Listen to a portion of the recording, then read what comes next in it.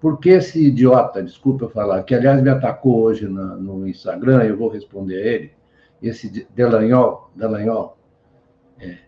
me atacou no Instagram, ele é um analfabeto, um imbecil, entende?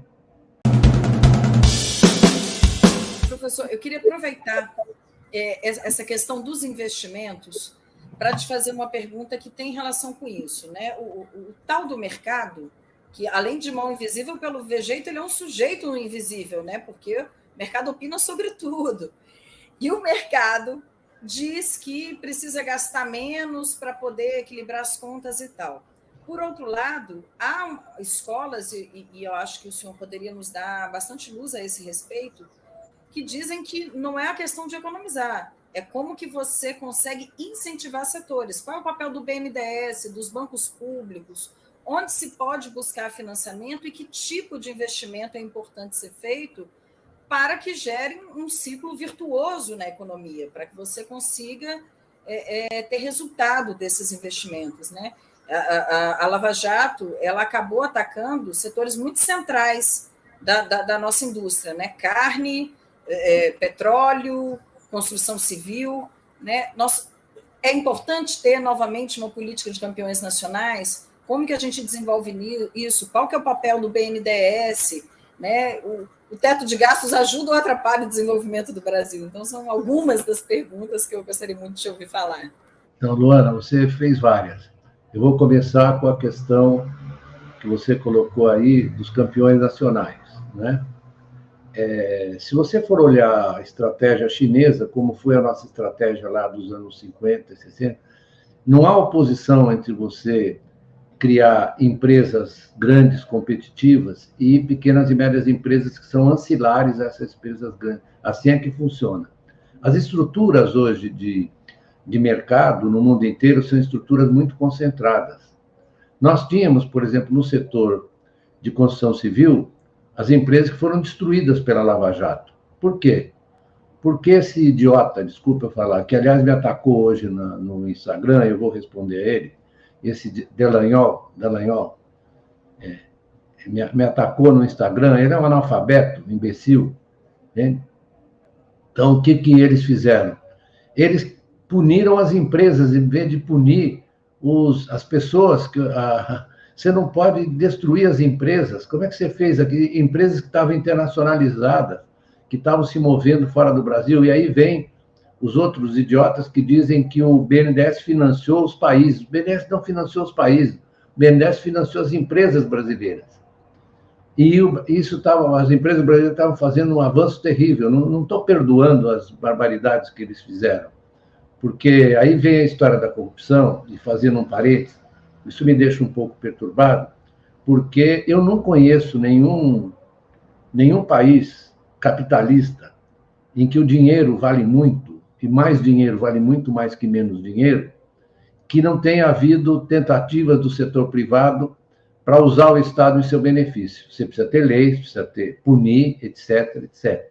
Mas nos Estados Unidos, eu posso citar vários episódios de corrupção empresarial no Estado, em que eles puniram os dirigentes, os CEOs das empresas e preservaram as empresas. Isso é um mínimo de juízo, porque o que esses imbecis fizeram foi destruir as empresas brasileiras. Eu não tenho piedade com eles, não. E aí ele diz ainda, eu vou contar para vocês, ele copiou de uma senhora que opera nas redes sociais e que trabalha para um Brasil paralelo. Vocês conhecem isso? Sabe o que é isso? Sim, sim. Bolsonarista, né? É uma produtora bolsonarista. É isso. Então, ela chama Renata qualquer coisa, né? Não me interessa o nome dela. Aí ela diz que eu quebrei o Palmeiras. Eu falei, não diga. Eu quebrei o Palmeiras? Ela fala, porque eu te fiz uma dívida de 200 milhões. Sabe quanto vale o Allianz hoje? Vale 2 bilhões.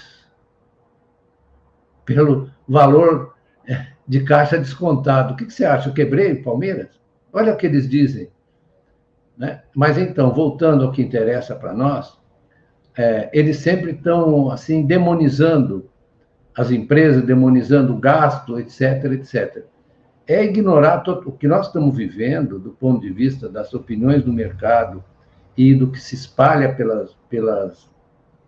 pela mídia, porque é claro que vocês assistem, eu assisto a mídia, não tenho outra opinião, além de ver os eventos que vocês produzem, etc., eu vejo a mídia, e eles todos repetem esse mantra, não há dinheiro.